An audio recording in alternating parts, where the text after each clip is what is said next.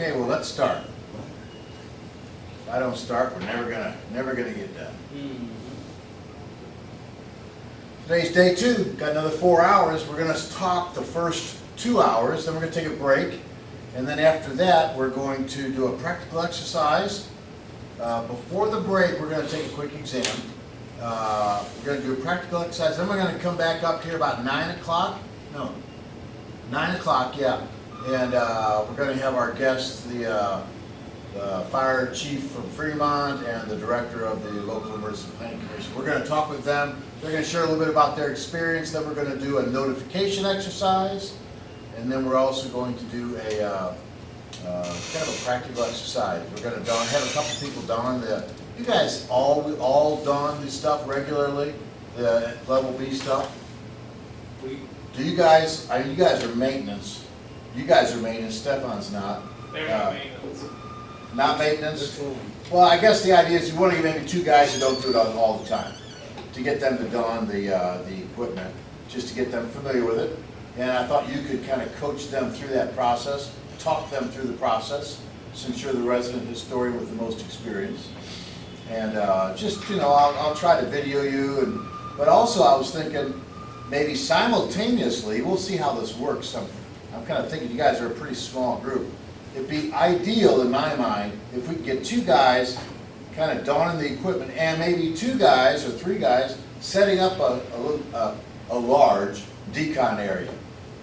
Just kind of get experience setting up a larger decon area in the event of a larger spill. Again, you guys do great with small spills.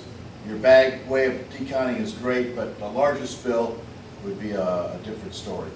So. I think the last time we did this, we found one of those little blow-up pools, didn't we? One of those what? One of those pools. I don't remember if there's one in the hazmat cart or there's one upstairs. Pretty sure it's in the hazmat cart. You guys should have a pool. Yeah. Yeah, now I bought you, this is my donation to the hazmat cart. I got 2 things of plastic. And I'll kind of show you how I was envisioning a large, good decon area where you have, a fairly large, I'm going to say maybe 8 square feet, or I'm sorry, 8 square feet, fairly large, maybe 8 feet by some odd feet, 10 feet, with booms all around it. And then you throw that plastic over it. You put your little pool inside there.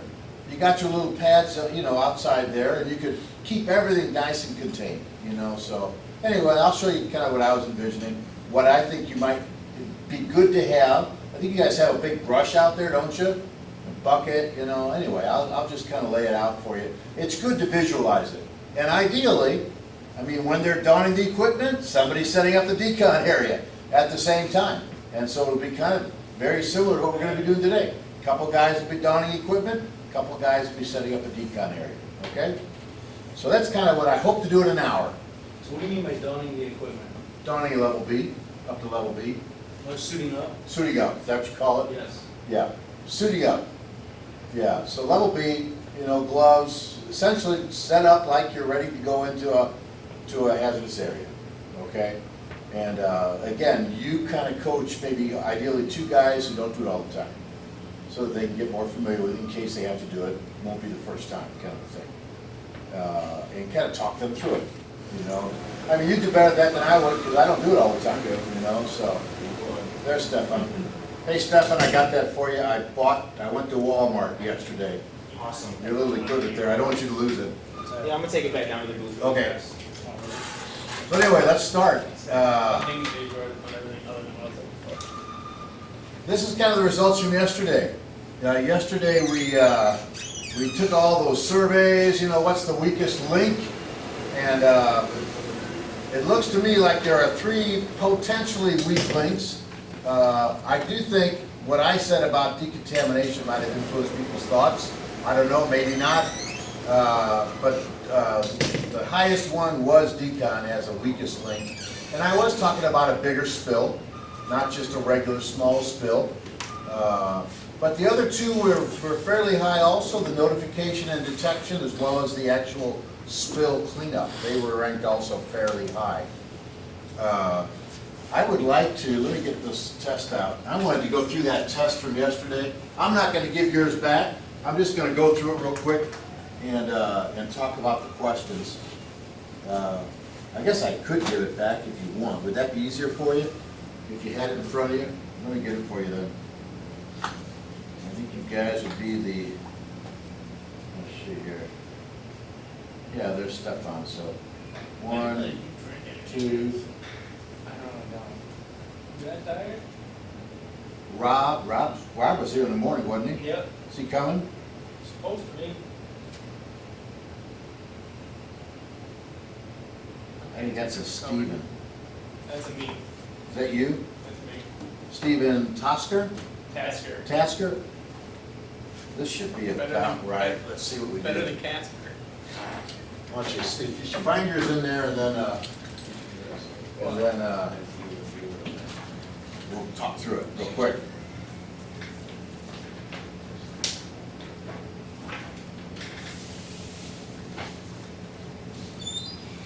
I often say when I correct these things, what I say is not necessarily the final word. If you don't agree with me on something, let's talk about it, okay?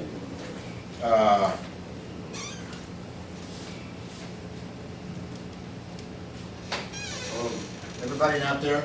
Yeah. Who we missing? You got an SW? Let's see here. Oh, Caleb, SW. You got a Caleb? I got a Caleb. Who's a Caleb? Okay. I might be. Caleb. These. Whose is this? This is, Caleb. Stephens. Stefan. Stefan? Okay, Uh, Al? Who's that? Dwight, I like your earrings. They're cute. You, Al? No, David.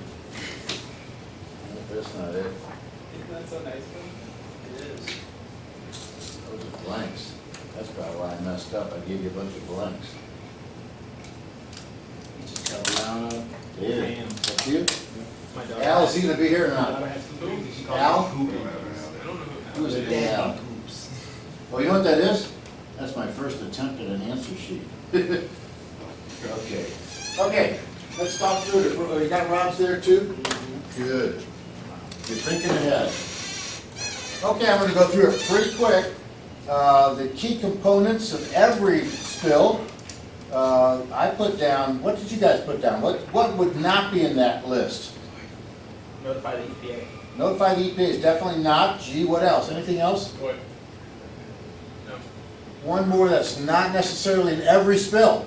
In some spills, yes. Neutralize. Neutralizing, that's right. B and G are not in every spill.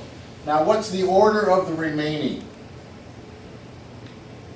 What's the first thing you do? Protect yourself. Assess the risks, I think. You Yeah. need to assess your risks before you even protect yourself, yes. That's what I put down first, then protect yourself. What about third? Shoot, tame the spill. I put down something else first. Anybody else put something else first? Third, stop the leak if you can. It's better to stop the leak before you contain it. Then you contain it, for sure. 5. There's 3 more. Clean up. Clean up, then what? Report? Decon, and then report. Yeah, so the order would be assess the risks, protect yourself, stop the leak, contain the spill, clean it up, decontaminate, and report. Okay, the incident commander in spill response would be which of the following? Shift supervisor. Shift supervisor, risk management plan is applicable to all hazardous chemicals at the facility. False.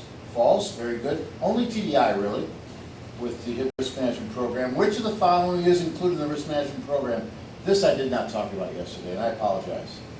I'm going to just go through it. Safety information, A. Initial training and every 3-year refresher training is B. D. Standard operating procedures. Manifesting, that's a hazardous waste requirement, not part of the risk management program. Preventing stormwater contamination, part of the stormwater program, not risk management.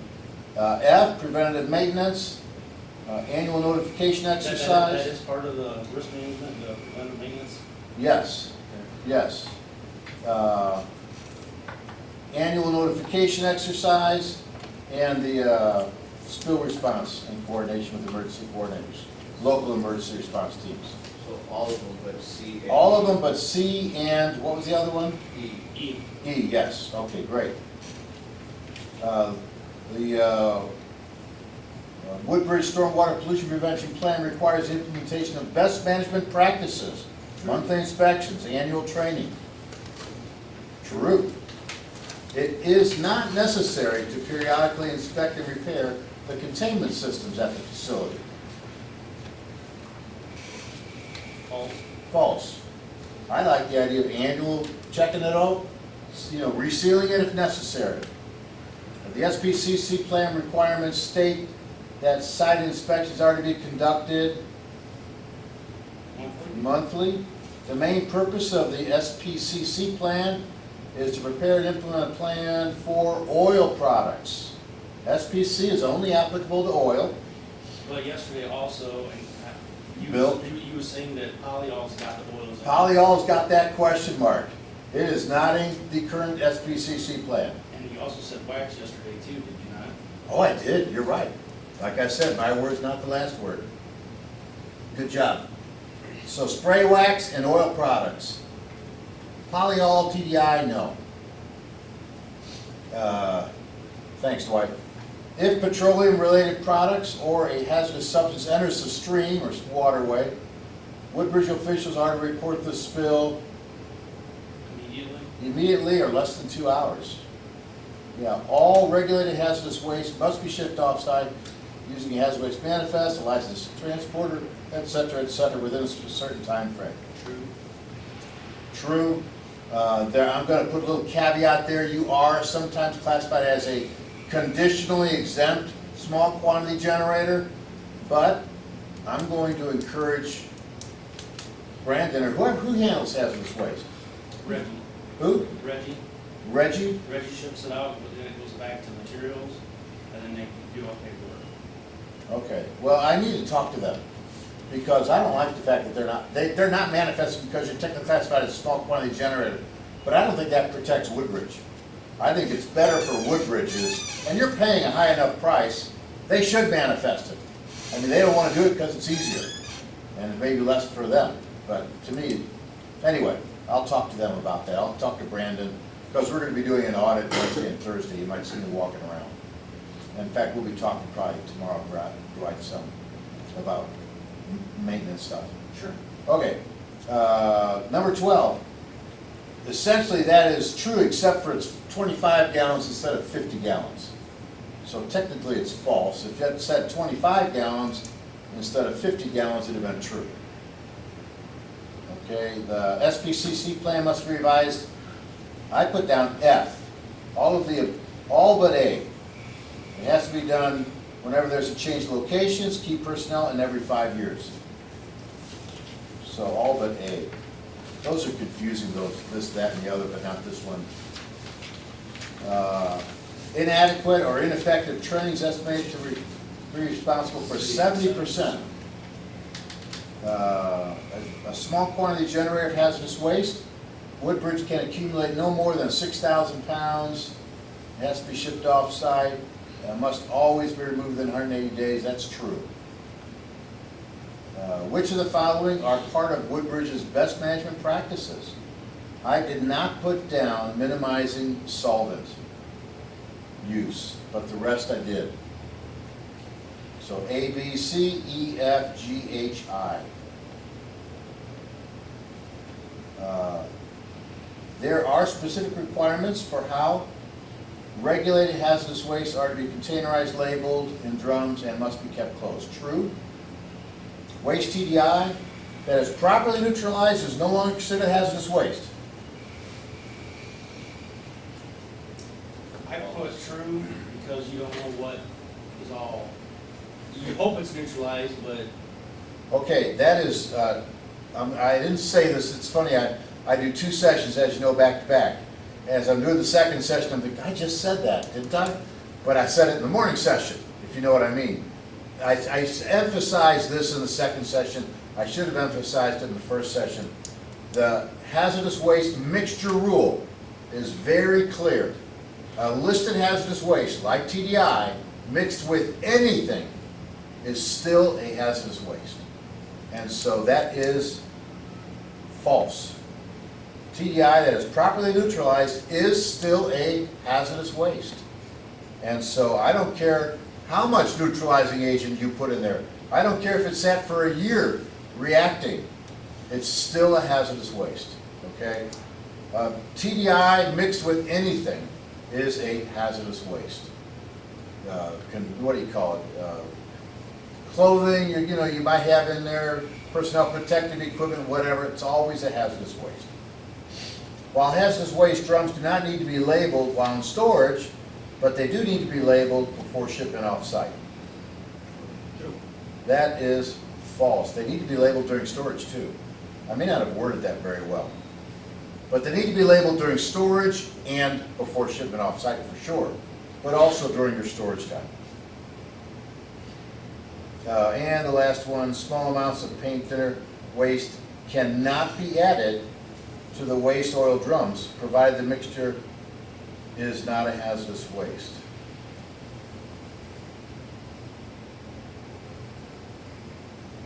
What do you think? You guys get a little bit of paint stuff in there?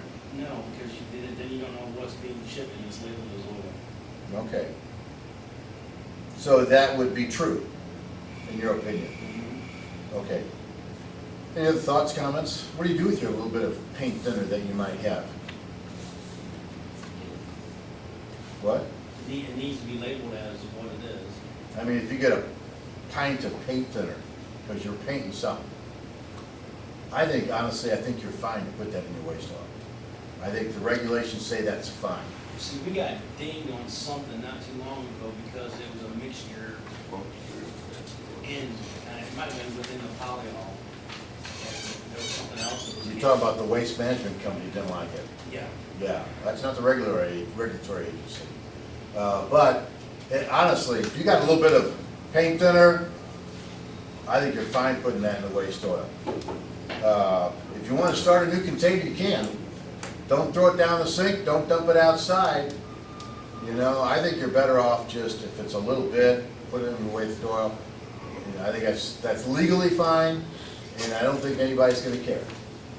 So then that one's false then. Yeah, I put down false. It's okay. Now, paint is another story. If you have a flammable paint, I don't know what you're going to do about that. What I would probably do if you have a little bit of flammable paint, gosh, what would you do with that? If I'm at home, I just leave it sit and evaporate, and then I throw it out. Cat You know? litter work, right? What? Cat litter, Cat litter? You could. dry it up. Yeah. I just threw away 6 cans of that. Yeah, our trash just says you have to fill it with dirt, cat litter, shavings. You know, depending on how much paint it is, I think you'd also add that to your waste oil. If it's a flammable paint. If it's not a flammable paint, I wouldn't. But if it's a flammable paint, I think you could add that too. Whoops, sorry guys. Anyway, those are my thoughts on that. Again, if you have any questions, Dwight, anybody, let me know. If I don't know the answer, I'll try to find it, okay? And again, my words are not always the last words, as you guys noticed. Okay, moving on. We talked about the surveys we did yesterday. By the way, these are the results from the morning and the afternoon group, not just the morning group, okay? We're going to talk about today personnel protective equipment. We've been talking about PPE a lot, and now we're going to kind of dive into it more deeply. And with that, we're going to also talk about the respiratory protection program, or how to protect your that's part of the PPE, but it's kind of a specific. Thank you for gathering those up. Yeah, good job, Dwight. Okay, permeation. You know, you have these nice suits, and they are good suits, and they are designed to be impermeable, but over time, they do decay. They do become less effective. And so you do need to worry about permeation, and you also do need to worry about a breakthrough time. I think you guys just have single use. After one use, you get rid of it, so that's really not that big of an issue for you guys. There could perhaps be an issue if you had something that sat around for a long, long time, maybe in the sun, it might be decayed some, but that's not going to happen. But there is degradation. You got to watch for tears and things of that sort. Watch for your crotch area. Yeah. Stretching those too much. That does happen. That's right. Yeah. And that's where your buddy might come in to notice that. You might even notice it. But those areas are, certain areas are definitely more susceptible to tearing. And so, again, you don't want that to happen. Keys to selecting, by the way, you know, certain types of Tyvek are good for certain types of chemicals. Not everything's probably the best for TDI. Some types of other coveralls might be specifically for this type of chemical or for this type of chemical. So they have all these specifications. Usually when you look at a specification for a Tyvek suit, it will list what chemicals it's good for. And if it's not on that list, I wouldn't get it. I'd find something that's on that list for the chemical that you're using. So keys to selecting protective clothing: evaluate the job, then select the protective clothing, know the types of exposures, know the effects that the contact with the chemical might have, know the physical resistance, chemical resistance, human factors, and also evaluate the costs associated with the equipment. You could get something really, really, really, really good and effective, but you don't need it. So there are considerations there.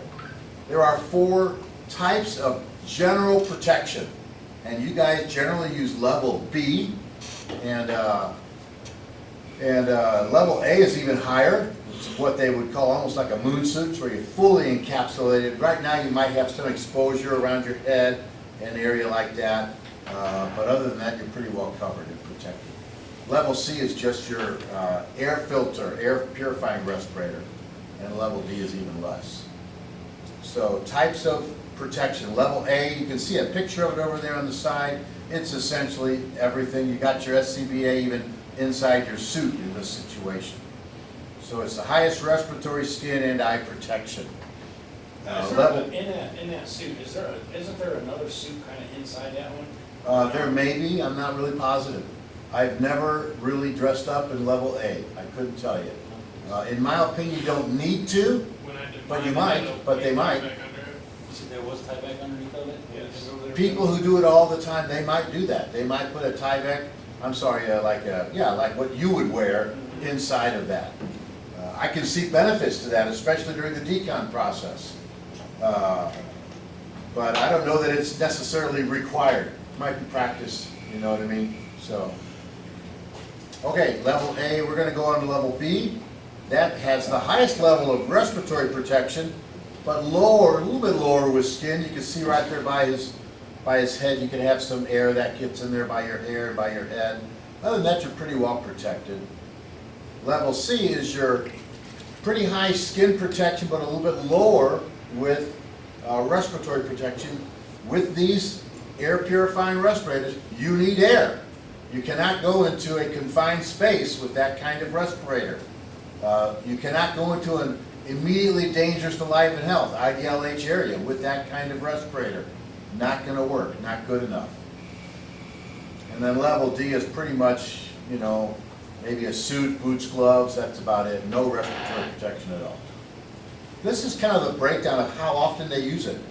1 to 2% they might use level A. Personally, I think that's even high. But I might be wrong, I don't know. Level B, 15 to 20%. Level C, 70, that's obviously the most common. If you don't have bad chemicals like TDI, a lot of people will respond in level C. We use level C on almost all of our responses that we've done, cleanups that we've done. Level D, again, not so high. PPE considerations, the age of the equipment. I mean, hoses do age with time. You don't want to have an air hose that's cracking. You don't want to have an air hose that maybe has some problems right there by one of the fittings. So they do age with time.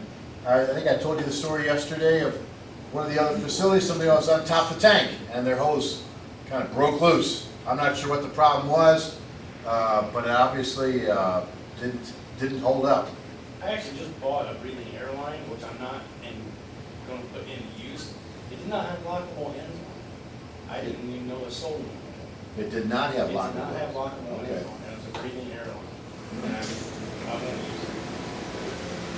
Yeah, I don't know. I haven't bought them, so. Rob, I'm sorry you missed it.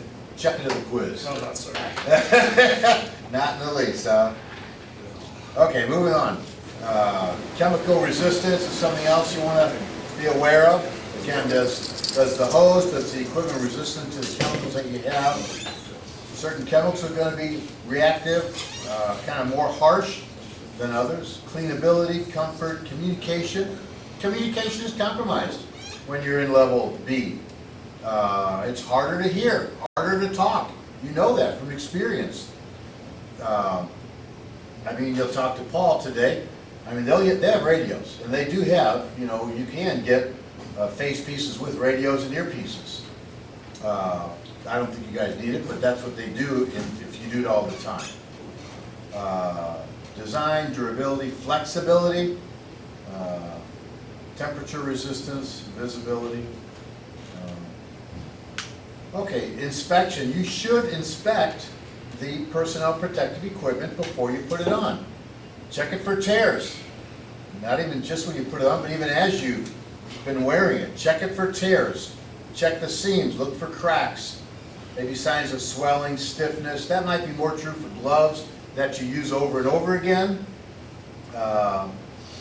Signs of deterioration, discoloration, non-uniform coating. Sometimes they'll hold it up to the light to see if there's any pinholes. Inspect for malfunctioning closures, zips, whatever.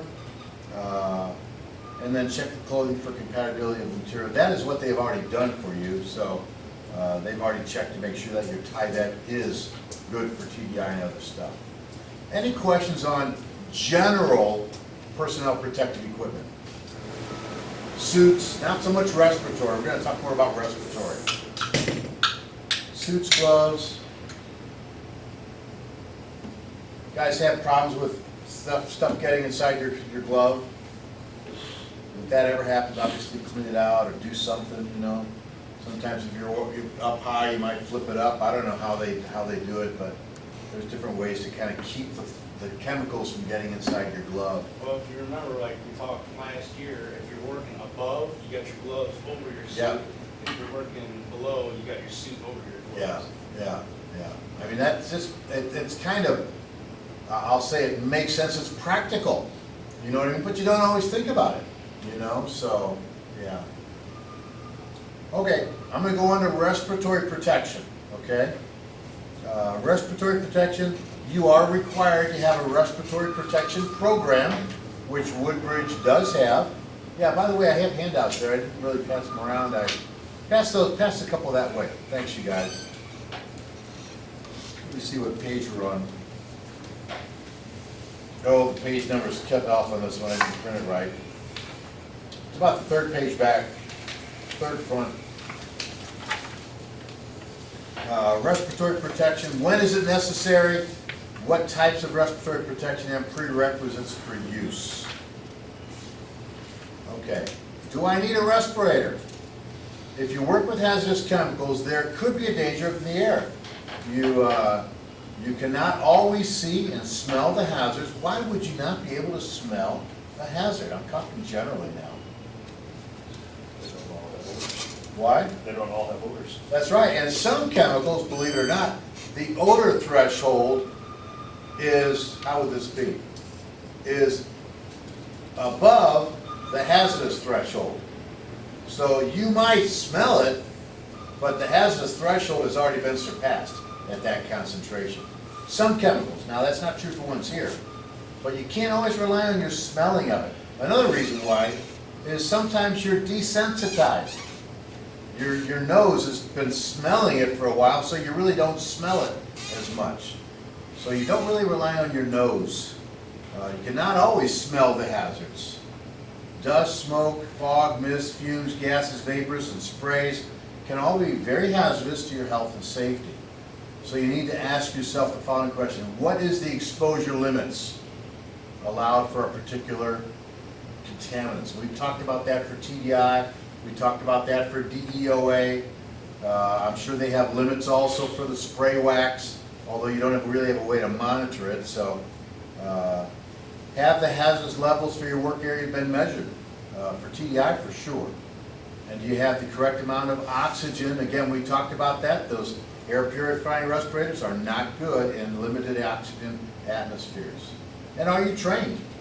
You should get annual training That's what we're doing now. You should get an annual physical to make sure that you're physically adequate to go through that kind of work. It is harder working with respirators, especially level B. Remember, respirators play a big part of your safety. The actual properties of the hazards must be known to make the decision as to the specific type of equipment to be used. Respiratory protection, air purifying respirator. This filtering face piece, we do have some clients that use that, even in dusty areas. They are allowed in certain situations, certain, I'll say, concentrations of dust and particulate. It's obviously just a dust filter. I think they're not very good, personally. I would not recommend it, but I do have some clients who use it. We have monitored their areas, and according to OSHA, it's okay. The levels are low enough. There's a fair amount of dust, but still it's low enough. They're not in there all the time, so that's what they do wear. To me, that's much better. A half face or a full face air purifying respirator. So the half mask air purifying respirator, you put the cartridge, we're going to talk about, I think I have a slide on the different types of cartridges that we have. There are different types of cartridges. Particulate is one, obviously. Black would be your organic vapor. You might use that around, I would say, TDI if you're in limited lower concentrations, and also for your spray wax. So, and then there's the full face respirator. Certain concentrations, they specify in OSHA, at this concentration you can wear a half mask, you know. At a higher concentration you can wear, if it goes above this certain level, you need to wear a full face respirator. Why would there be a difference? You're breathing through the same thing all the time. Why would it make a difference whether you have a full face or a half face at certain concentration? Why is it a little bit higher concentration? You need a full face and not a half face. Any thoughts? Cover your eyes. Cover your eyes, for sure. Covers your eyes. And your eyes is a way that the chemical gets into your body. Your eyes is a conduit for letting that chemical get into your eyes. It might be affecting, you know, your eyesight, your vision, whatever else. So you do want to protect those eyes. And at the higher concentrations, it does sometimes specify a full face over a half face. That's a filter on your belt, essentially. It's pretty much just like your mask, but you have a filter on your belt instead of right there by your thing. So air-powered respirator, filter on your belt. And that's another kind of filter, canister. These are bigger, they'll last longer. Different designs, really. Again, for all of these, you need above, they say 19.5% oxygen to have them not be dangerous to use. I've known people who, I have not known these people personally. I've heard of people who go into areas with their respirators, and of course they don't come out, like I said the other day, because they don't have enough oxygen. Somebody else goes in to help them out. Another true story, they didn't come out either. So you need to make sure you have enough air before you can use those things. Now we're getting into the supplied air, SCBA. You don't use that anymore. They definitely have their benefits and their negative aspects to it also. Probably one of the biggest negative aspects is the limited time. You only get about 15 minutes, and then you have to change out that tank generally. So that's probably one of the biggest benefits, the negative benefits. The benefit of it is you can move around easier. You don't have the hose to deal with. You're a little more free. Obviously the fire department uses the SCBAs because they don't have the hoses generally. So does theirs only last about 15 minutes also? You know, they might have bigger ones. We should ask Paul, I'm not sure. But I do know they have to go out and check, you know, and get them replaced. You know what I mean? So you definitely don't have that much air in there. And when you're working and whatever else, you're breathing heavier. You know, that might, I mean, that'd be a good question for Paul to say this later on this morning. So, yeah. But I am sure they have They don't have that much time. They might have 20 or 30 minutes, you know, a bigger tank, heavier, but you certainly don't get more than half an hour, I don't think. We even used to have a guy years ago in maintenance. We could hook him up to one tank and two of us up to the other tank, because he would. Because he breathes so heavily, you mean? Yeah, yeah. Yeah. Who's that?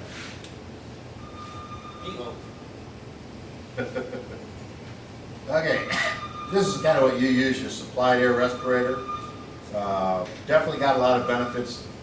Even though you might have a longer time, you don't want to, I don't know, when you're out there working in maintenance and you're replacing a piece, how long does that take you?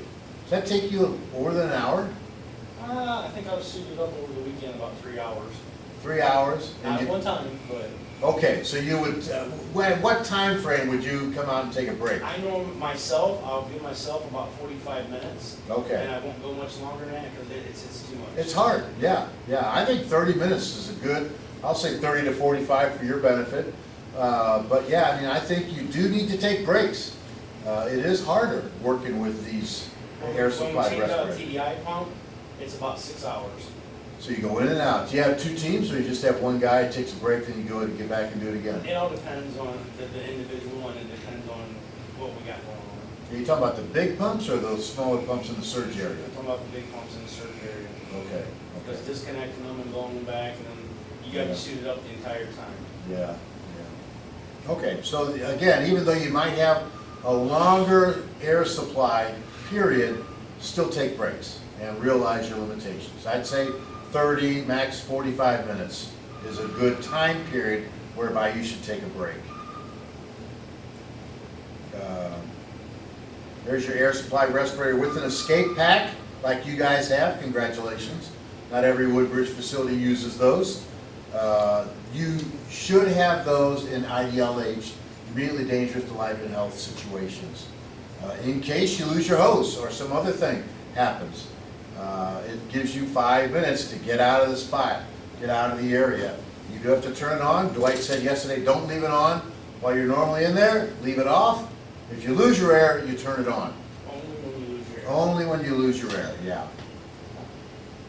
So, okay, SCB, supplied air with an escape pack. Respirator inspection. Deterioration for the proper respirator, determination for the proper respirators that are being used. Always inspect the face, you know, is it all mucked up so you can't see very well? Being worn properly, or is there a proper seal? We're going to talk about how to do that. Technically with beards, you're not supposed to wear well, your beard might be okay, but a full beard, you're going to have a hard time getting a seal. When I first got fit tested, I had a thin beard like this, and I cranked that puppy down, and I did pass. But I would not recommend it. Technically, it's not allowed. So, consult with the wearers regarding, is it too uncomfortable? Interference too much with communication, resistance to breathing, restriction of movement. Kind of talk to those who are dealing with it. Fatigue, like you said, 30 minutes, and then you're pretty much wiped. Interface with job performance. I saw that with Reggie to some extent when he was training somebody. Big fat gloves, you know, he was in a supplied air, and he's trying to work with these fittings by the truck. And it's hard sometimes. And so it's good to get gloves that fit as good as you can. There always going to be a little discomfort with the gloves, but I thought his gloves were just too big. I'm just talking about general interference with work performance.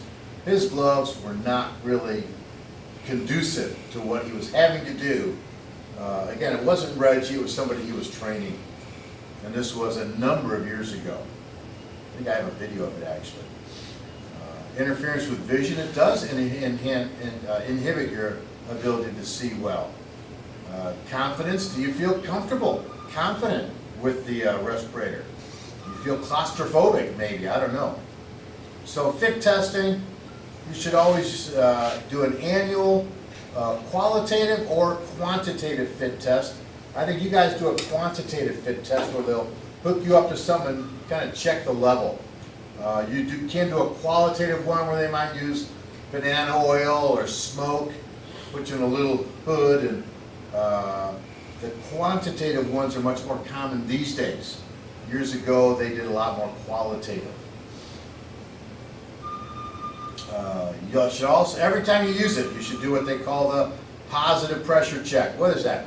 It's where you cover up where the air gets out, where the air escapes, and you blow out. And you kind of feel it pull out from your face a little bit. Okay? And then the negative one is where you cover up where the air comes in and you suck in.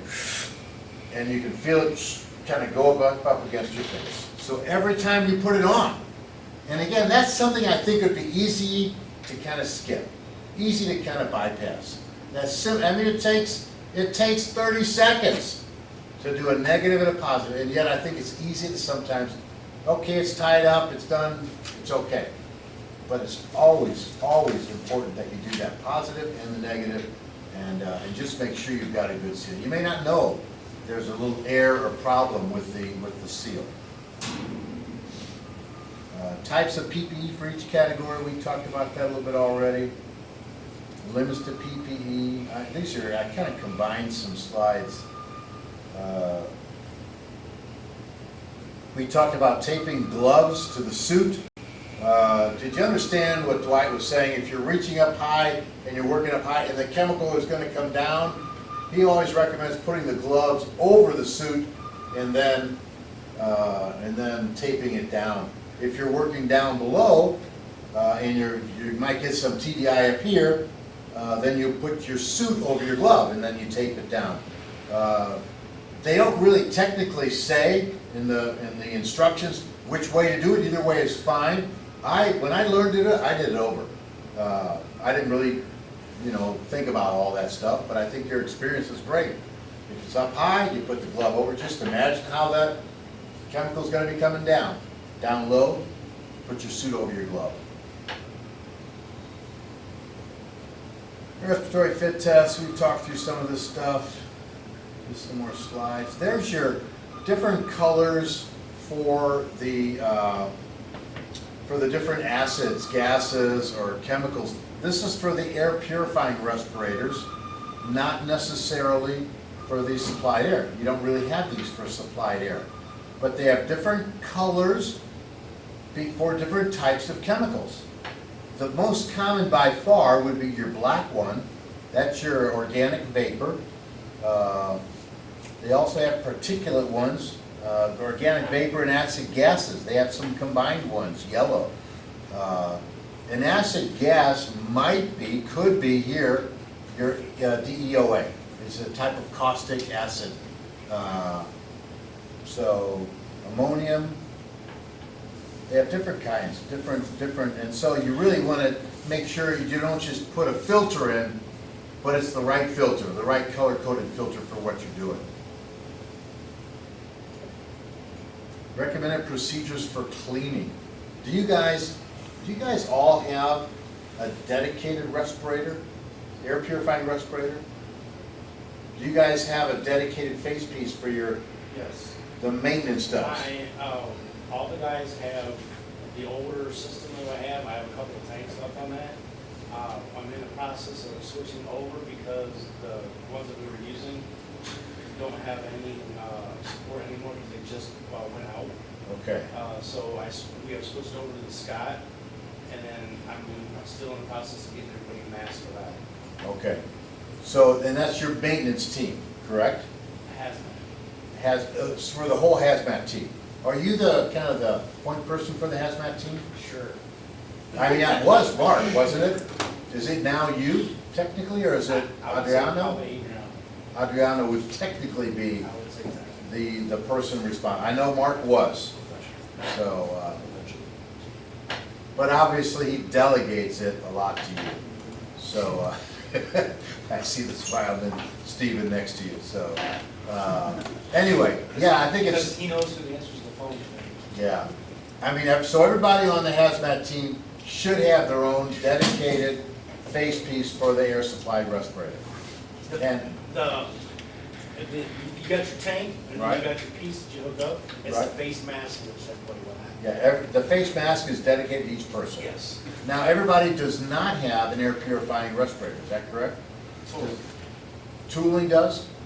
Okay, so that you guys would have the air purifying respirator. Maintenance, not necessarily, and processing, not necessarily. Okay. What color canisters you guys use? Purple Purple? for dust.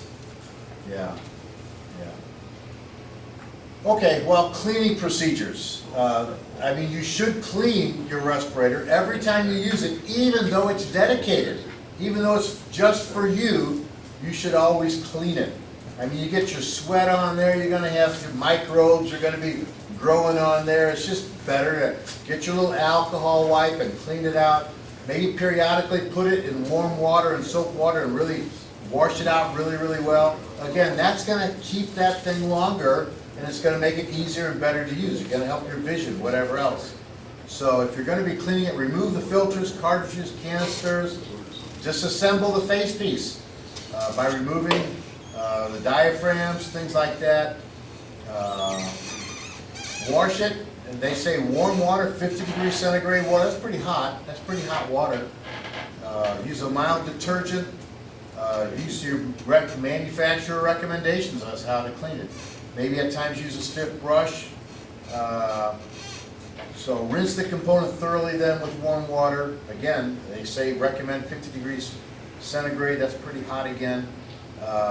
Running water, and then assemble it back. Let it dry and assemble it back up. So when the cleaner does not contain a disinfecting agent, it's important to, in some ways, you want to disinfect it. That's kind of a solution, a way of disinfecting it. I like the idea of just using alcohol wipes. Do you guys have alcohol wipes? So just, yeah, so just wipe out where that touches your face, get your alcohol wipes, and that kind of disinfects your face piece pretty well. Rinse the components thoroughly in warm water. You could hand dry it, but then maybe air dry also. Assemble it after it dries. Test the respirator to ensure that all the components are working properly. So positive, negative checks, we talked about that. This is a video. It's MSA, it's not Scott. I'm going to show just a part of it because a lot of it talks about SCBAs. But it kind of talks about, in one sense, assembling and checking the face piece. I'm going to start right about there, I think, is where it starts talking about the face piece. www.msanet.com for the latest in training materials, perhaps by pulling the tabs. Tuck the shoulder and waist strap ends under the waistband.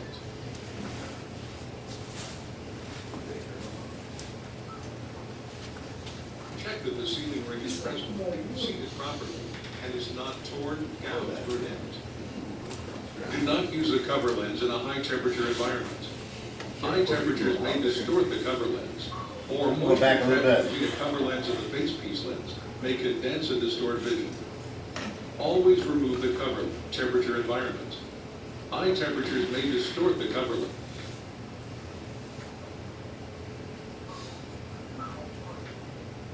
Check that the sealing ring is present, seated properly, and is not torn, gouged, or nicked. Do not use a cover lens in a high-temperature environment. High temperatures may distort the cover lens, or moisture trapped between a cover lens and the face piece lens may condense and distort vision. Always remove the cover lens before donning the face piece. When using the Advantage 4000 face piece, ensure the inhalation valve disc is laying flat against the adapter orifice. Loosen the harness straps until the end tabs are at the buckles. Whenever you're donning, it's always loosen those up as much as you can before you put it on.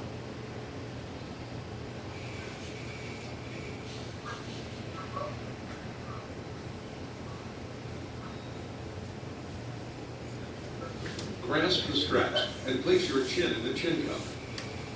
Pull the harness over your head. Pull the harness down and center it on the back of your head. tighten the lower straps first by pulling them straight back, not out. If present, tighten the temple straps the same way and adjust the center strap for a snug fit against the face. Ensure that no hair is between the sealing surface and your head. Make sure the harness tabs do not interfere with the facepiece seal. Perform a negative pressure seal check before each use and before re-entering a contaminated area. Block the inlet adapter. Take a deep breath and hold it for at least 10 seconds. The facepiece should collapse and stay collapsed for the entire 10 seconds. If it does not, adjust the facepiece fit and test again. Test the exhalation valve. Take a deep breath and hold it. Block the inlet adapter and exhale. If the valve is stuck, there will be a rush of air at the sealing surface. Exhale sharply to release the valve. Do not use the facepiece if the exhalation valve is not functioning properly. This device may not seal properly with your face if you have a beard, gross sideburns, or similar physical characteristics. See ANSI C88.2. An improper seal may allow contaminants to enter the facepiece, reducing or eliminating respiratory protection. Do not use this device if such conditions exist. Users must pass a negative pressure seal check before each use. Never remove the facepiece except in a safe, non-hazardous, non-toxic atmosphere. Failure to follow this warning can result in serious personal injury or death. Open the cylinder valve fully.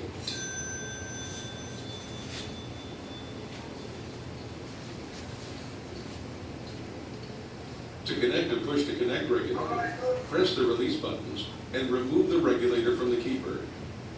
Orient the regulator with the bypass knob to the right. Push the regulator into the inlet connector until it locks. Check proper engagement by tugging on the regulator. Inhale to start airflow.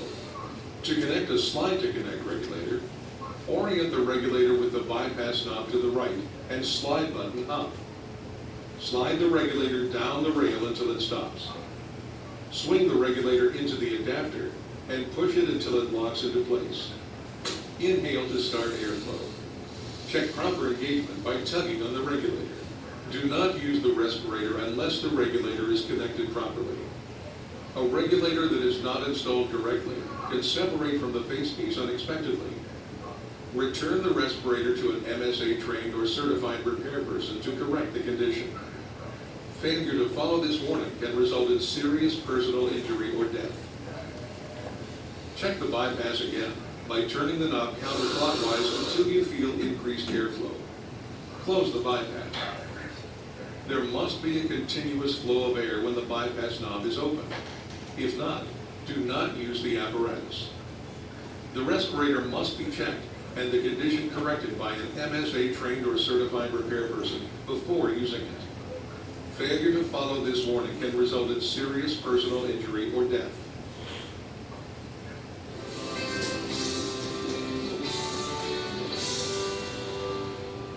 Periodically check the pressure indicated on the harness pressure gauge. That's for When the needle SCBA's. reaches the red zone, approximately 25% of the rated service pressure, the alarm will sound. When the alarm sounds or the pressure drops to approximately 25%, return to fresh air immediately.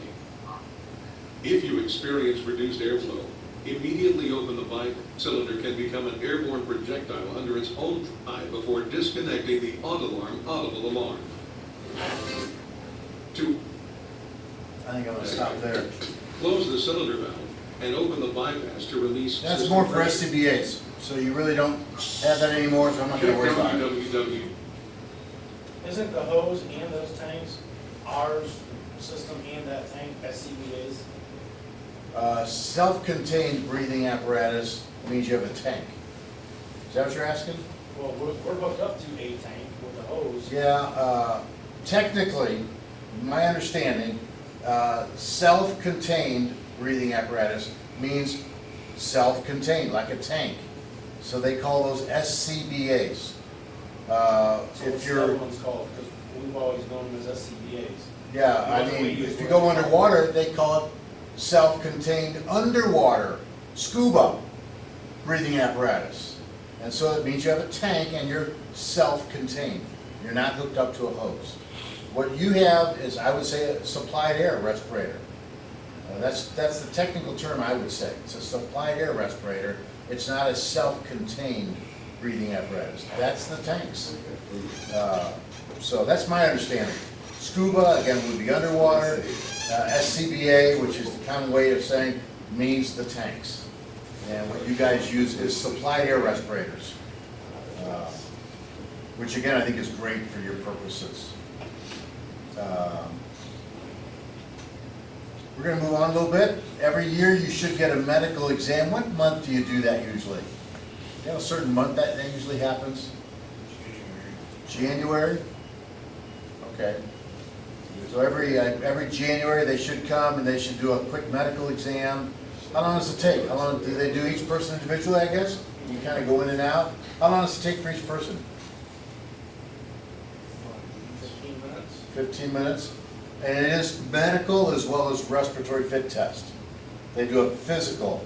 What do they do to kind of check your physical? I'm just curious, actually. Check your physical competence.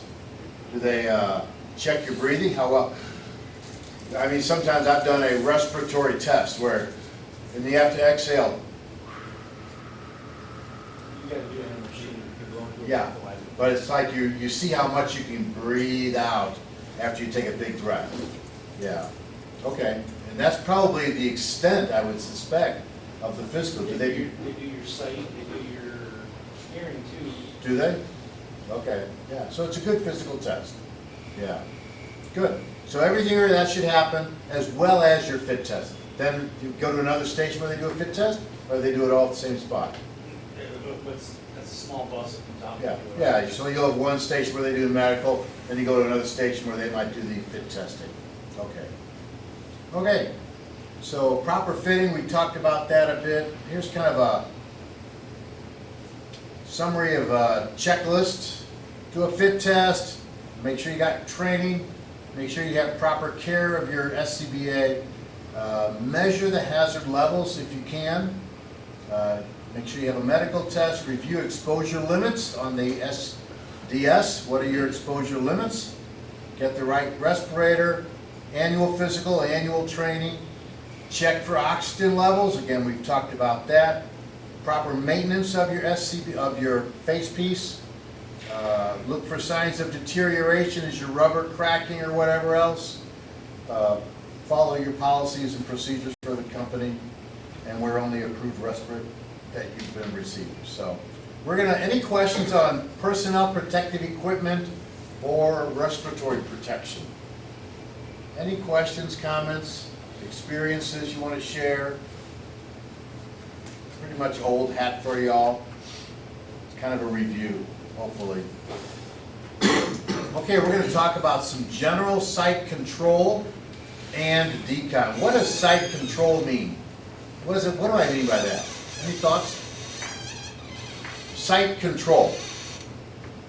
Control of the site. What does that mean?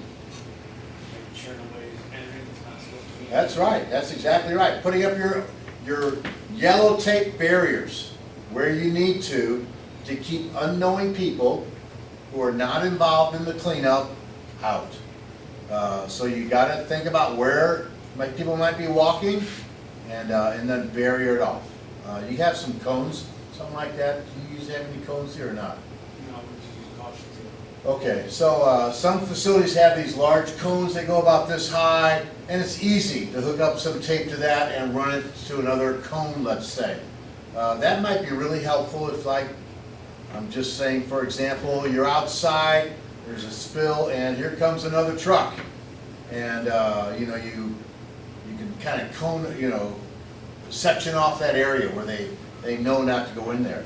Or maybe next door. I've got a slide that shows a 50-meter radius if there's a big spill outside, you know, where that would affect, where that would impact. We're going to do a scenario when the Paul and Lisa are here, the fire chief and the LEPC director. A big spill outside the unloading area. Reggie was talking yesterday in the second session. It didn't happen here, but he was talking to a driver. And kind of a similar situation where they had a sump area, and there was, I didn't quite understand what he said or what he wrote, but there was some kind of overpressurization that caused a burst of the line. Maybe the hose got too much pressure in it, and then it burst. I'm not really sure exactly what the situation was, but there was about 100 gallons of TDI that got spilled out and in an unloading area. And it's funny, the driver said he wanted to quickly put his mask on. Well, there was TDI on the side of his mask, and he put it right on his face because of the hurriness of it all. So here he's just throwing the TDI in his face, essentially, still delivering TDI wherever he goes, so he's still doing well. But unloading operations are clearly, not just by a little bit, clearly the most likely place you're going to have a problem. Once it gets into your tanks, you got steel lines, it's just a lot safer, a lot less likely. Not to say it can't happen, but clearly unloading operations are the greatest risk for a serious spill of TDI or whatever, polyol. So we're going to talk about site control and also decon a bit. So site control, these are just some standards that the fire department uses. They have an exclusion zone, and then they have a contaminant reduction zone. For certain types of chemicals, they just have their rules. Okay, for flammable, stuff like the spray wax, it's the exclusion zone is about 150 feet, 50 meters. And then the contaminant reduction zone would be about 300 meters, but they might say downwind. And so you're going to look at it like that way. So if there's a gas tank, tanker truck out there, a big leak, that's essentially the exclusion zone and the area they're going to kind of quarantine off or section off. So the decon area will definitely be upwind, and the support, the command post will also be upwind to the area. So just a little example there. Exclusion zone, you have essentially your contaminant decon area going upwind. Support, your spill cart would be back in that area. For TDI, the label on TDI, again, we were doing what do you call it, a notification exercise. We actually called the 911, and they asked these questions. And the guy, one of the questions was, what's the label on the tank? What's the label on the rail car? He didn't know. You know what I mean? So it's good to get that information together. 2078. I mean, Reggie might know that. You guys may not know that. So that's a question that they might ask, because they use that number to go to their emergency response guidebook, which now is not a book anymore. It's all on their pad, on their phone. But it has essentially how to respond based on that number, based on that 2078. They'll know it's a water reactive chemical like TDI. So for that, again, you have an exclusion zone of about 50 meters. And when it comes to the contaminant reduction, they don't really specify. You really kind of want to, I guess, be aware of the situation. It's not as clear and easy as perhaps a flammable material. But it's very similar. You always set up your contaminant zone upwind. Your sock out there, even though it may not maybe have a hole in it, maybe shredded, you might be able to see which way the wind's going. If not, like I said, that's not a bad way to do it. It really does. You can generally tell which way the wind's going by just doing something like that.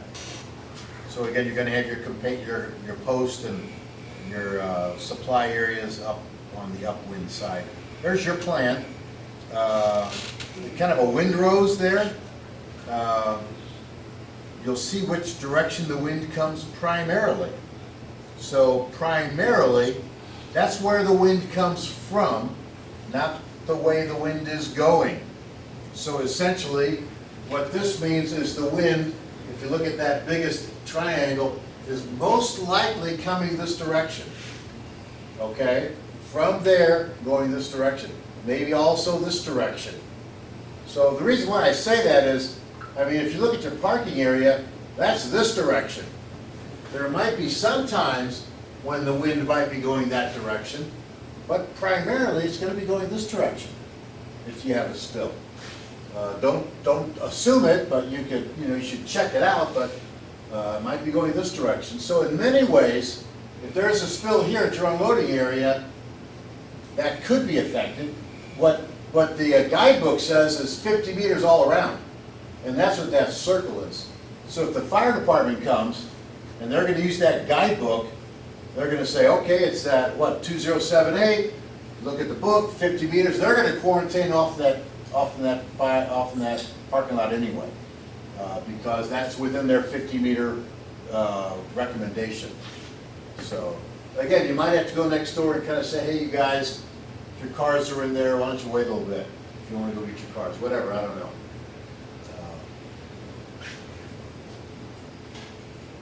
Any questions or thoughts on that?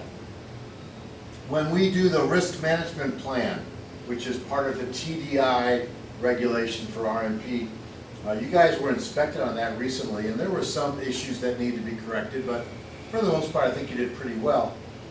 Brandon was the one who was most responsible for that. But for the risk management plan, you have to assume two types of spill scenarios. One is what they call worst case. What's the very worst case? Well, the very worst case would be your whole tank truck spills outside. And if it were to spill in the tank farm, it's all fully contained. And so that's not as big of an issue.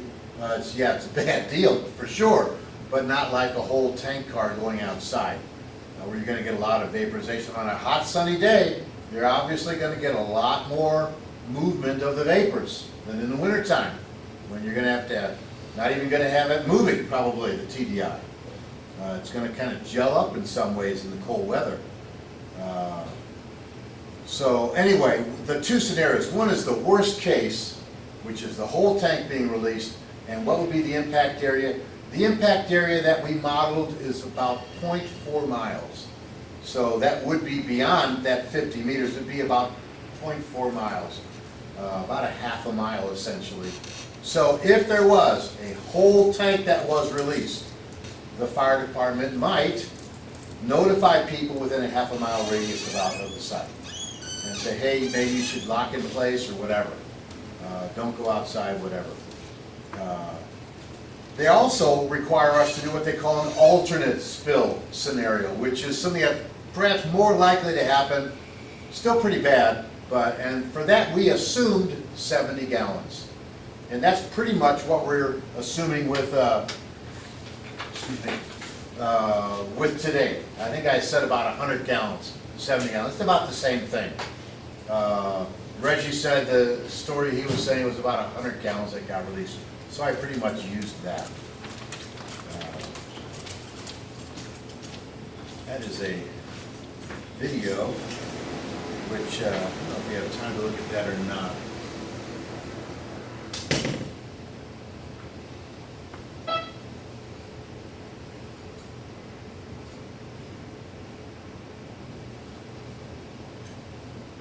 It's not that long. Maybe I will show it.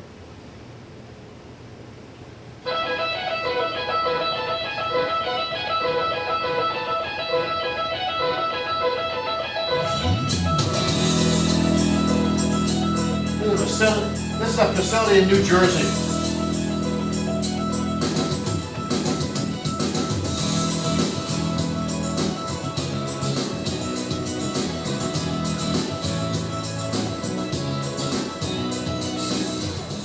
A spill response exit.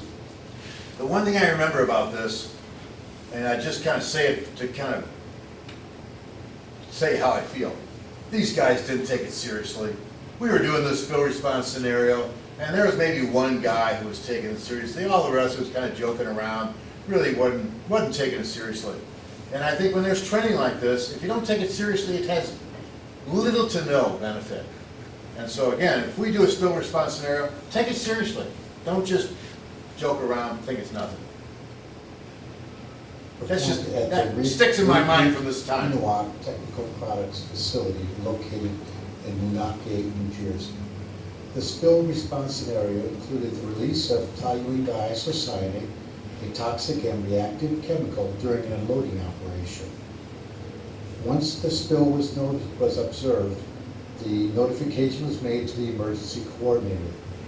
The emergency coordinator then made a summary inspection of the area to determine the extent of the spill from a distance, and then he rallied the spill response team, the emergency response team, after which he also contacted management and other emergency response personnel as deemed necessary. Once the spill was observed, the truck was removed and the emergency response team rallied near the spill response cart, which is located outside of the facility in a trailer.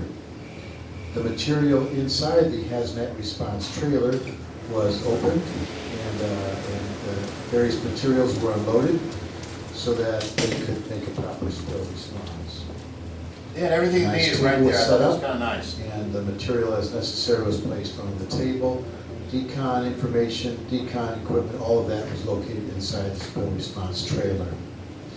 The emergency coordinator instructed various people to do various tasks, such as obtain the handheld TDI monitor, as well as to secure the area so that there would be no unknowing entry into the potentially contaminated zone. Yellow tape was used to secure the area. The yellow tape was spanned over a long distance, again, to ensure that no unknowing people were entering the zone. There were two areas that was sectioned off from the two areas the two sections where the people could perhaps enter the hot zone. Once the site was secured, then two emergency response personnel donned the necessary equipment. Level B personnel protective equipment is used. Also, a handheld monitor was used to determine the hot zone. The person is not donned equipment because he's not going beyond where there is a 20 part per million limit. Once the hot zone is defined, then the decon area and the staging area was located just outside the hot zone, which would be 20 parts per billion.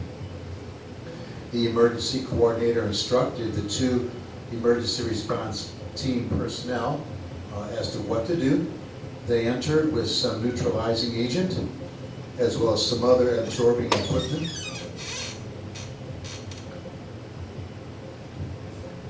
They always work in teams, so they could always apply the buddy system.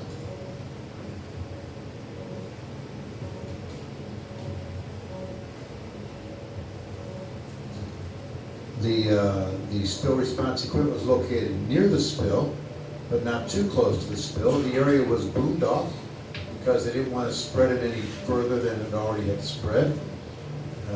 Neutralizing agent was again brought into the area. The spill TDI was absorbed using absorbent pads, booms.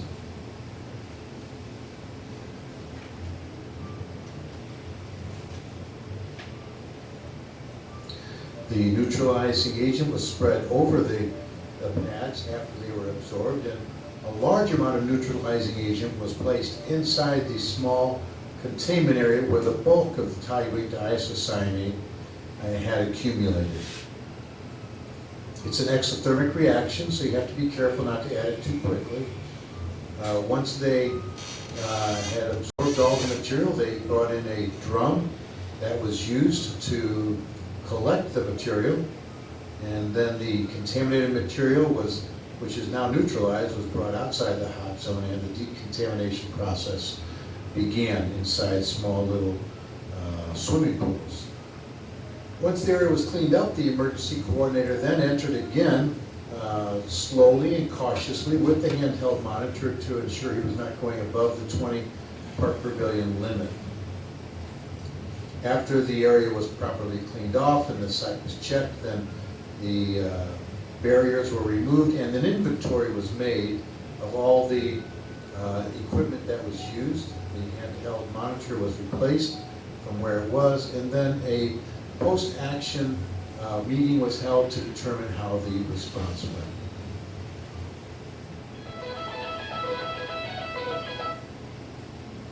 Anyway, I don't think we need to discuss. Any thoughts, comments, questions? Pretty simple, wasn't that much really to it. How are they gonna get to their hazmat cart if there's a blizzard outside? Well, I mean, they could move it inside. Whole trailer?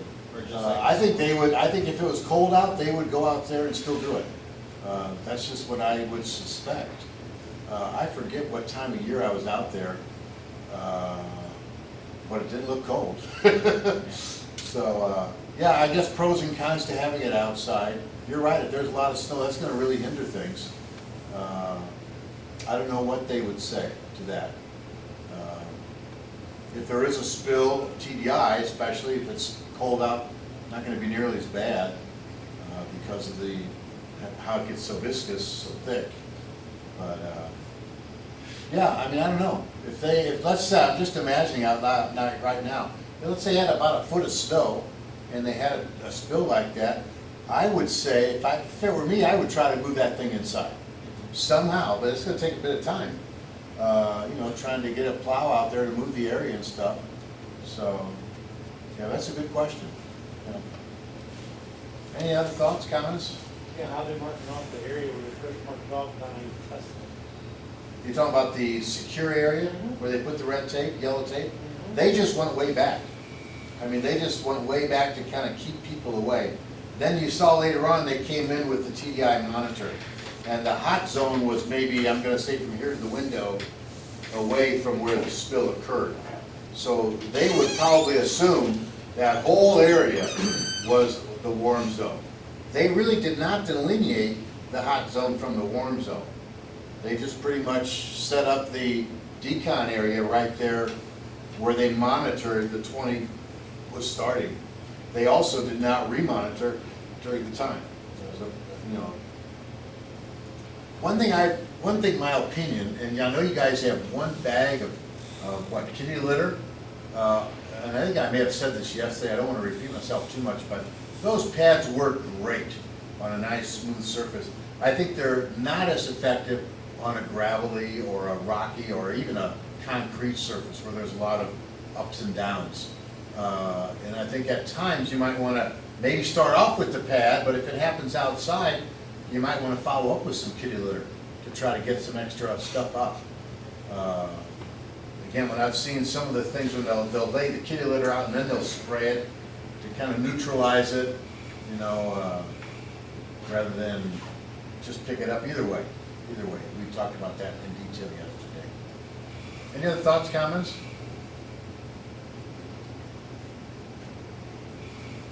I'm going to not show this one. Miscellaneous topics, emerging topics. Emerging topic. What's an emerging technology that we're seeing in the world today? What's different today versus 5 years ago even? AI, good. Anything else?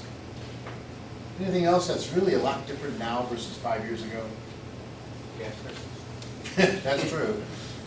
Back in the 70s, they were pretty high. You're getting to know my age a little bit. Anything else? AI is for sure one. Robots. You'll see a lot of robots these days. You'll see a lot of drones these days. I mean, they had robots and drones 5, 10 years ago. But how are these things used in spill response?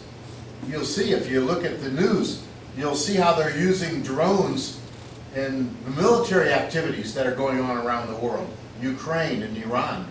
A lot more drone usage. Why? Protect people. They had those helicopter pilots went down. A drone went and brought them back out, they said. So they didn't have to risk people going in there close to where they were at, perhaps a dangerous zone. And then, but they had a drone that went in there. Underwater drones, air drones, all kinds of drones these days. How do they use drones with spill response? Now, this would not be necessarily applicable to you guys. I just kind of thought of an interesting topic. How would you use drones in spill response? Say like a tanker truck turned over and they want to get a look at the placard on the tank? Absolutely. So they send a drone in? That's right, they'll send a drone with a camera to look in there and maybe see what it is if it's close enough. They could also use binocs, but sometimes you might not have good sight of vision. You might get a good view of what's going on up there with the drone without having somebody go right in there and check out to see what's going on. In any other way, you might use a drone. What? Somebody say something? No, somebody. Okay, sorry. I heard something. They'll use drones with monitors, with some kind of air monitors on them. And so they'll put that drone, so they'll be able to define maybe a hot zone and a warm zone based on a monitor with a drone that flies in there, and they're monitoring it all the way. Okay, right about there, and then they'll kind of know where the hot zone is and where the warm zone is. So they'll use drones for video, they'll use drones for monitors, flying in there. How would they use a robot, you think?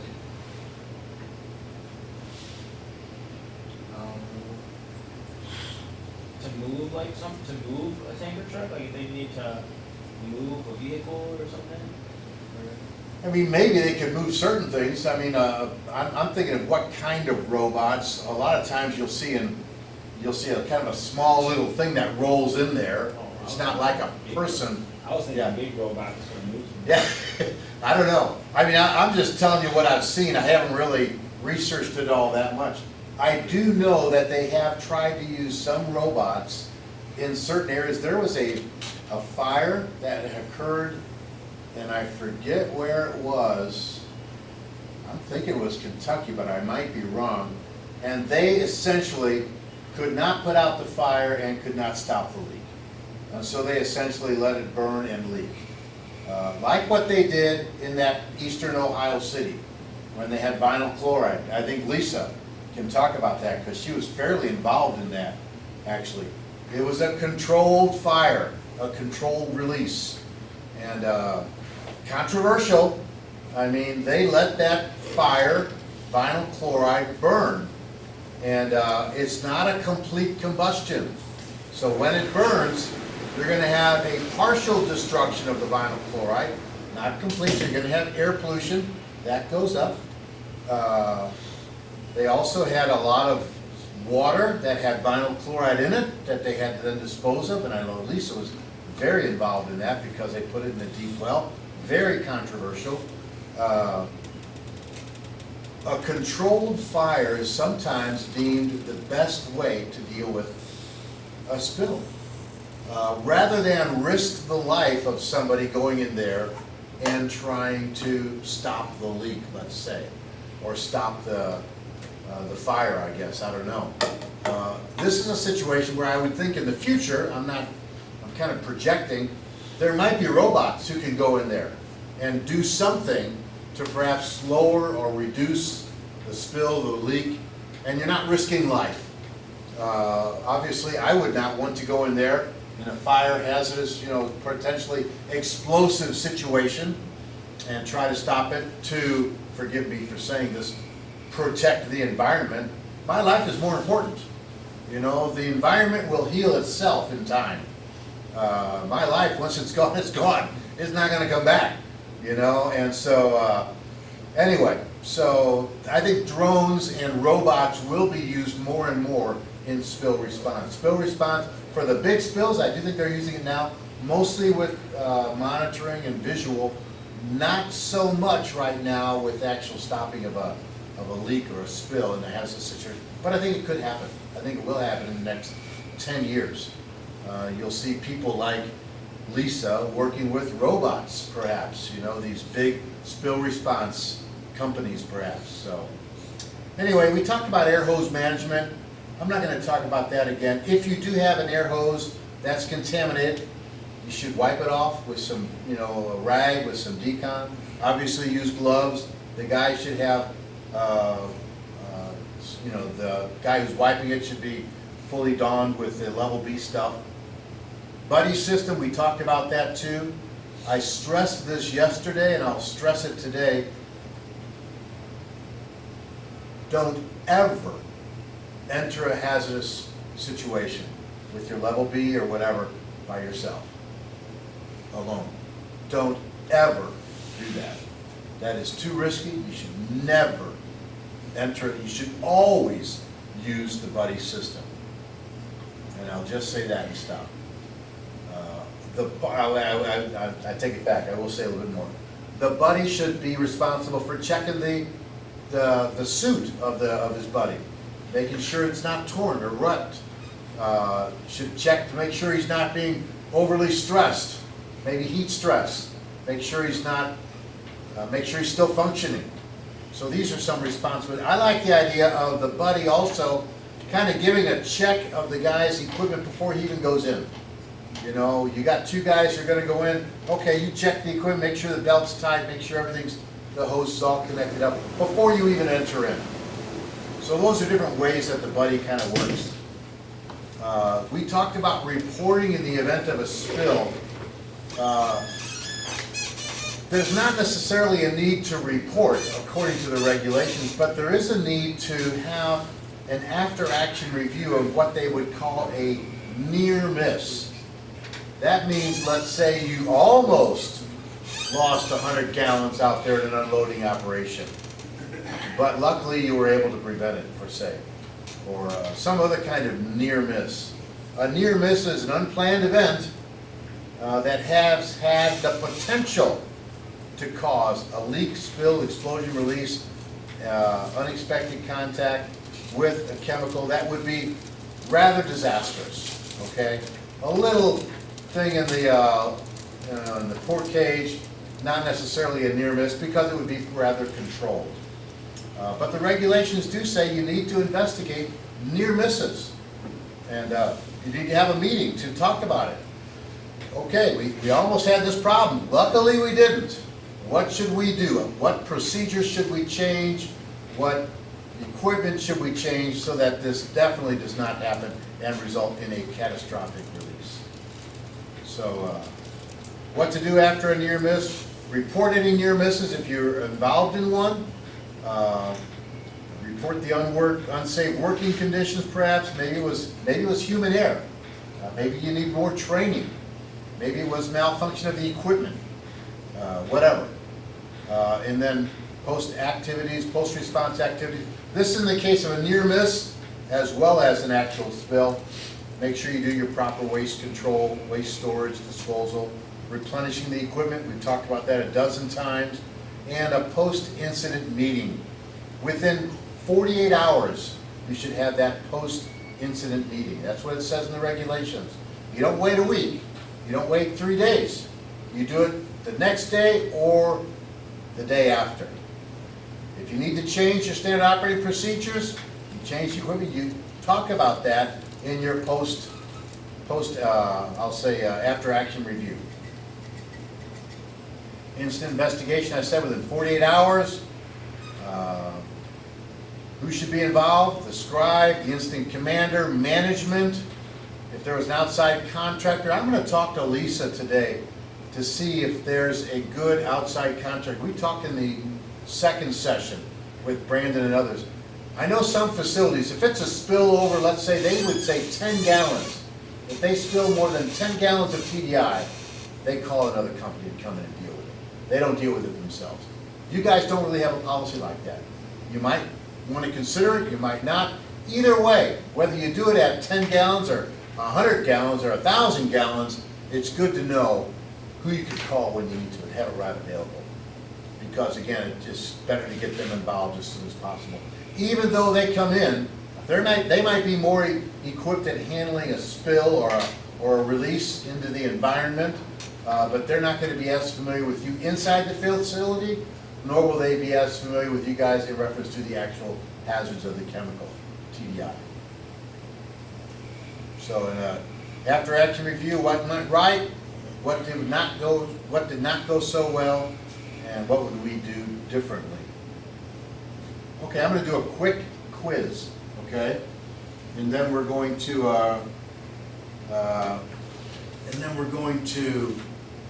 correct it, and then we're going to take a break. This is a quiz for stuff we talked about yesterday and today.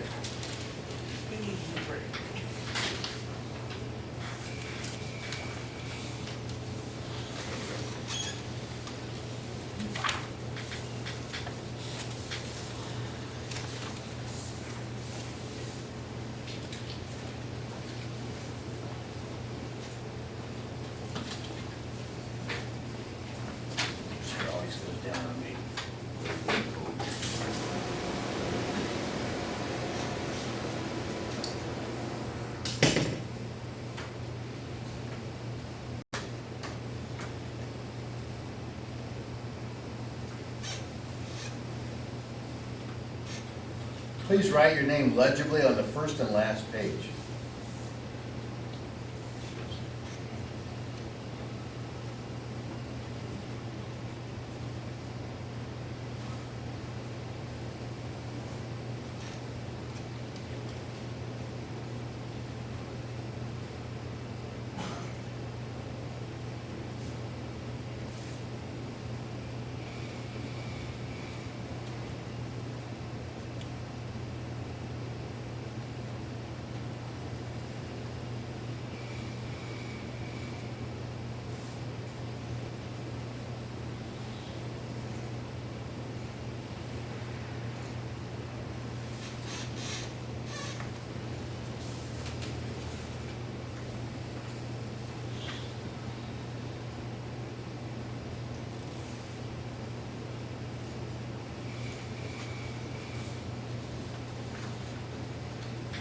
By the way, on number 5, I probably should have more specifically said air purifying respirators. Okay?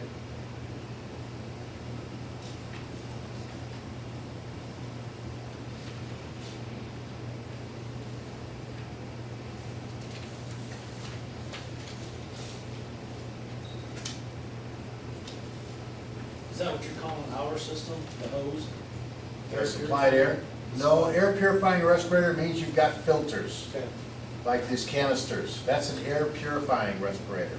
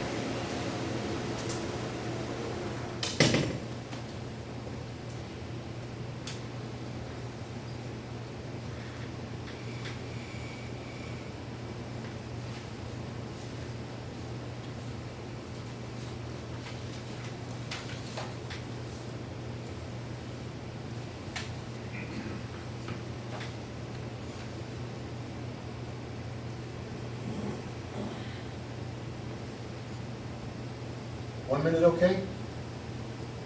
If you need more, let me know. I'm going to stop in 1 minute. See how you're doing.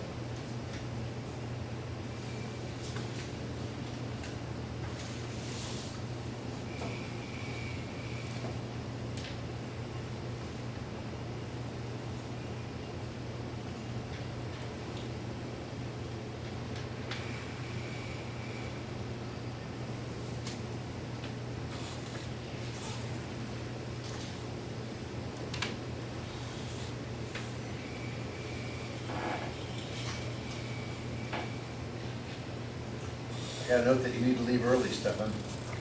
Yes, sir, I was gonna talk to you about it at break time. I just got a message from Brandon. So this is great that we're doing the exam now. So Okay. you'll miss the last part, and I'll try to take some videos of it. If you can Okay. see it, that'd be great. Perfect, Okay. thank you so much. Yeah. So can I go over real quick? Here we go. One person's gone. Yeah, well. Okay, rallying point, the outdoor rallying point is where? Flagpole, D. What's the buddy system? What's the buddy system? All of the above is what I did too. STS stands for? Safety data sheet. Safety data sheet 4. If you're drenched in TDI, it's important to, Immediately shower with respirator still. yeah, that's great, B. Very good. Air purifying respirators are not effective in which of the following situations? Inefficient oxygen. That's true. What else? Anything else? All the I, above. I did all of the above. I did all the above. oh, it is. Yeah, no oxygen, very, very high concentrations, or IDLH. You should not use an air purifying respirator. If you have your own respirator, it's not necessary to clean it every time. Yes, False. Why? all the yucky stuff goes on. Yeah, I say good hygiene and it'll last longer. When responding to a TDI release, it's necessary to put on an air purifying respirator. False. You need an air supply. You need an air supplied respirator, not an air purifying respirator. When deciding where to establish your emergency response command post, what should you consider? A&E, I did all of them. Size, estimated duration, number of people, proximity to communications, privacy, I did all of them. I just circled all 5 of them. What is the IDLH value for TDI? 20, What? 20. No, it'd be, isn't it? IDLH, immediately dangerous to life and health. 20 parts per billion is the permissible exposure limit. So that's where you need to have respirators, okay? IDLH is 2.5 parts per billion. I just have one slide on that. I understand if you didn't get it, but it's significantly higher. In other words, you could go into an area that's 30 parts per billion and you won't die. You're not supposed to, okay? You need to have your respirator, but you're not going to die. If you go to an area where it's 2,500 parts per billion, or 2.5 parts per million, that might kill you, okay? When approaching a situation that's IDLH, it's necessary to use a supply to your respirator and an escape pack. True. True. Heat stress is a significant hazard when responding to a spill in WB. What? True. True. The incident commander should take personal responsibility, it's so important, for monitoring the health of people coming off the hotline, the spill response. False. He's the. False. He needs to appoint that to somebody. Delegate. Yes. He cannot do it. He's ultimately responsible, but he should not be personally responsible. The decontamination area should be equipped with decontamination equipment and located immediately adjacent to the command post. False. False. The command post is removed from the spill. The hot zone is here. The decon is right outside the hot zone. 14. TDI has the following hazards. I believe it's all but C. All but C is right. A, B, and D. It's not flammable. A small release of TDI, it's not necessary to establish a hot and warm zone command post. True or false? False. False. I put down true. If you're just doing a little bit, drip in the pore area, I don't think you need to do all that stuff. Yeah, but personally. you still need to mark it off because nobody's gonna be, you don't want nobody in that area. You do have to mark it off, no doubt. What did I say there? You don't need to, what number was that? 15. 15, thanks. A small release is not necessary to establish a hot and warm zone. You might quarantine it off, no doubt. I'm not saying you don't quarantine it off. Hot and warm zone, this is your hot zone, this is your warm zone. Command post, I don't think you need all that. I think you need to quarantine it off, no doubt. You don't want anybody just walking in there. But anyway, that's my thoughts. I'm not going to say my word's the last word, okay? If you want to set up a command post and you do that, that's fine. I don't think it's necessary for small releases like that. What types of personnel protection equipment's included in level B? All would be, All but B is right. Being very familiar with a chemical and its hazards has both benefits and risks. True.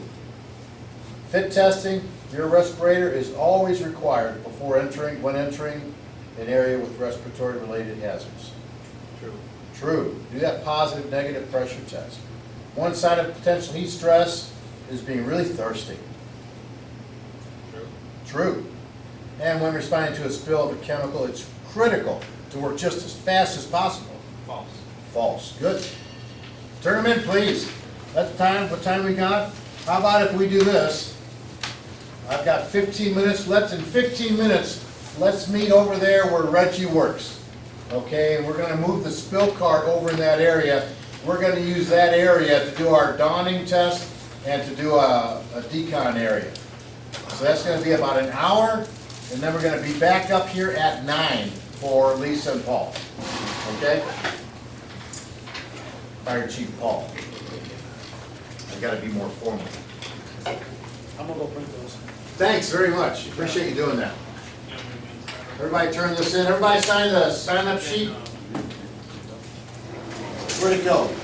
It's right over here on the